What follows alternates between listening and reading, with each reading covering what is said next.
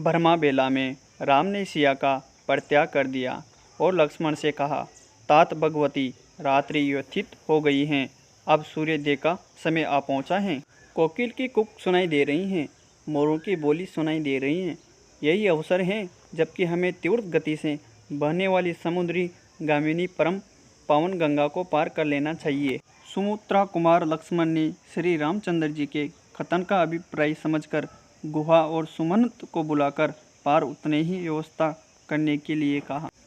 निषिद्धराज ने अपने मंत्रियों को आदेश दिया कि एक सुंदर द्रुतगामी नौका ले आओ। आज्ञा पाते ही निषिद्धराज के अनुसार तत्काल जाकर उनके लिए एक श्रेष्ठ नौका ले आए।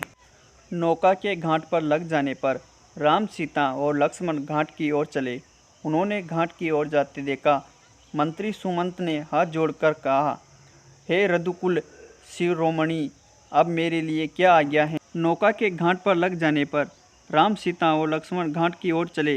रामचंद्र ने उनकी कर्तव्य निष्ठता की प्रशंसा की और धन्यवाद देते हुए कहा, सुमंत, अब आप शीघ्र ही अयोध्या के लिए प्रस्थान करें।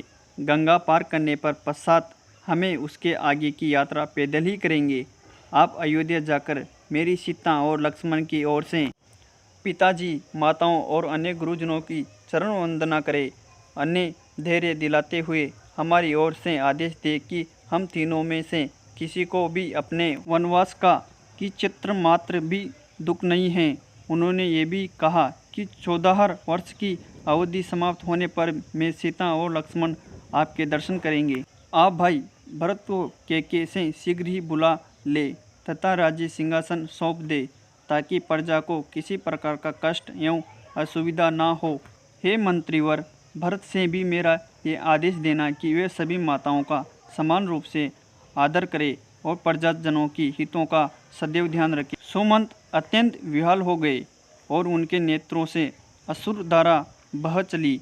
अवरुद्ध कंठ से बोले, हे तात, आपके वियोग में समस्त अयोध्या के परिजनों के सम्मुख में कैसे जा सकूंगा। जब वह पूछेंगे कि आप लोगों को छोड़कर कैसे लौट आए, तो मैं क्या उत्तर दूंगा। मैं जानता हूँ कि आपको ना पाकर शास्त्रों और अयोध्यावासी शोक से मूर्छित हो जाएंगे। उनकी दशा से सेनापति रहित सेना जैसी हो जाएगी।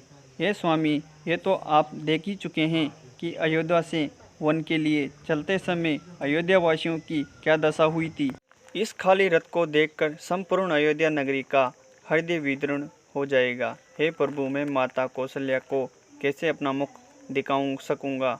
आप लोगों के बिना लौटना मेरे लिए बड़ा कठिन है, इसलिए नाथ, आप कृपया करके मुझे भी अपने साथ ले चले। इस प्रकार से दीन वचन कहकर बराबर योचना करने वाले सुमंत से सेवा पर कृपा करने वाले श्री राम ने प्रेम पूर्वक कहा, भाई सुमंत, मेरे प्रति आपकी जो उत्कृष्ट भक्ति है उसमें अच्छी तरह समझता हूँ, किंतु हमारे न लौटने से माता कैकेयी के मन में शंका उत्पन्न हो जाएगी। वे समझेगी कि हम लोग षड्यंत्र करके राज्य में ही कहीं छुप गए हैं। इसलिए मेरा तुमसे अनुरोध है कि तुम नगर को लौट जाओ।